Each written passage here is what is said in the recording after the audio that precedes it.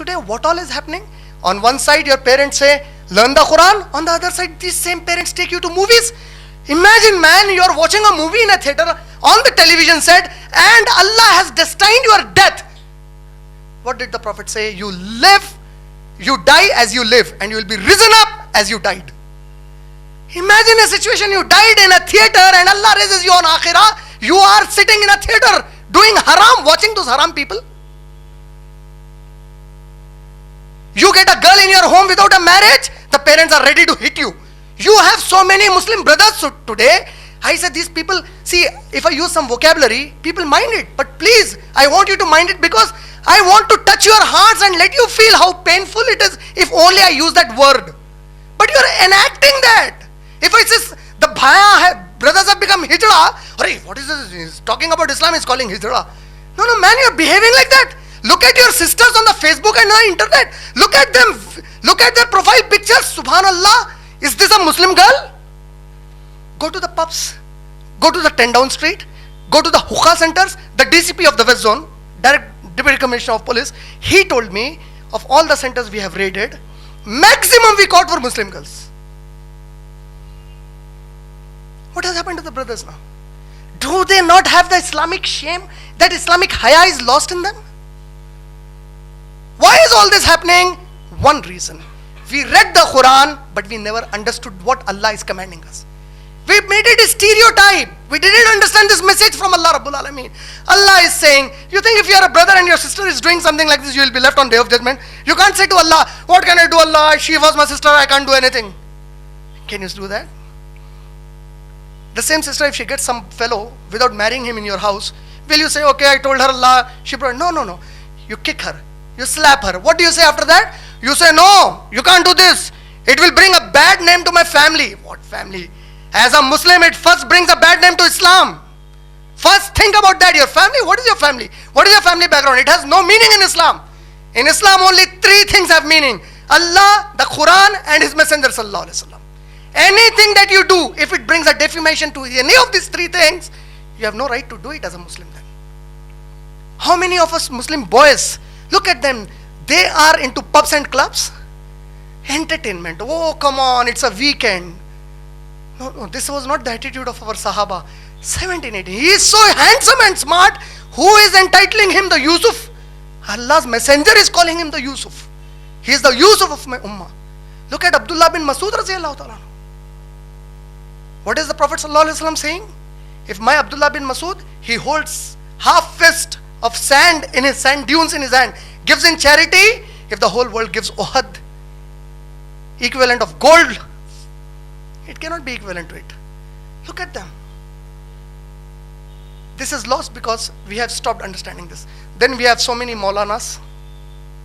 Not all of them. We have great scholars. Scholars are the inheritors of Prophet Muhammad sallallahu alaihi wasallam. I'm not talking about every one of them. There are many. They say, no, you can't read the Quran and you can't understand it. What stupid are you talking, man? Are you gone crazy? There are non-Muslims reading the translation and accepting Islam, and you say as a Muslim, I can't understand the Quran. Are you trying to say those non-Muslims, their Islam is not correct? If you look at the world around, you know, the best English translation printed from Saudi Arabia is Sahih International. Who translated? 3 Christian women of America. Embrace Islam. They go to Saudi Arabia, join Makkah University, learn Arabic, they translate Quran, it has become the official publication from Saudi Arabia. And you say you can't understand, I am a born Muslim. What can't I understand? Can I not understand that Allah is one God? Do I need an alim to explain me that Allah is one God? Can't I understand Muhammad Sallallahu Alaihi Wasallam is my messenger? Do I need an alim to teach me that Muhammad Sallallahu Alaihi Wasallam is my messenger? Can't I understand I have to pray 5 times a day? Can't I understand that I can't go and have alcohol? I can. Can't I understand I shouldn't do zina? I can, reading the Quran myself. What do you mean? See, yes, if I get some questions, like how to perform salah, yes, I will go to an alim. I'll ask him how to perform salah. But 5 times performing salah, I understood. I don't need an alim for that. To do dawah, I don't need an alim. Allah is saying, وَمَنْ أَحْسَنُ قَوْلًا مِمَّنْ دَعَا إِلَى اللَّهِ. Who can be more better than anyone who calls the people to Allah? Allah is saying, what is your choice? Your choice is astronaut, a doctor, a police officer, a president of America. That is your choice? No, the Rabb of the universe universe. He says, my choice, the best in my sight is the one who invites people to Allah subhanahu wa ta'ala. There cannot be anyone better than that. There are so many discussions happening in our home, useless, stupid discussions in the Muslim community. They read the Quran, maybe women, 4 marriages, it comes in the Quran. See, it was at that time, what do you mean the Quran said that? You don't have knowledge, why are you opening your mouth? You are making kufr. It's something very serious. So they stuck up again. Why leave everything and talk only about that? What do you mean? This is Quran. I am talking about Allah's commands to us.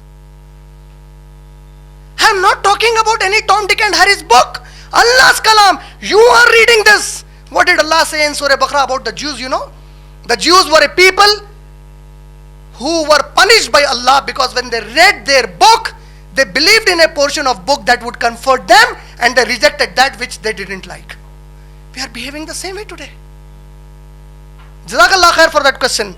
I hope, mashallah, all of you who are youngsters, see, I am also not old, but still younger than me, mashallah.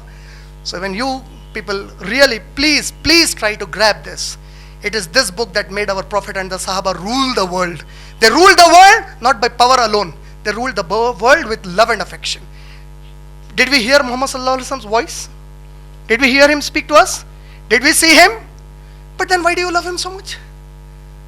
Why do you love him? We didn't see him, we didn't hear him, we didn't live in his company any time. But look, this is the power of the Quran.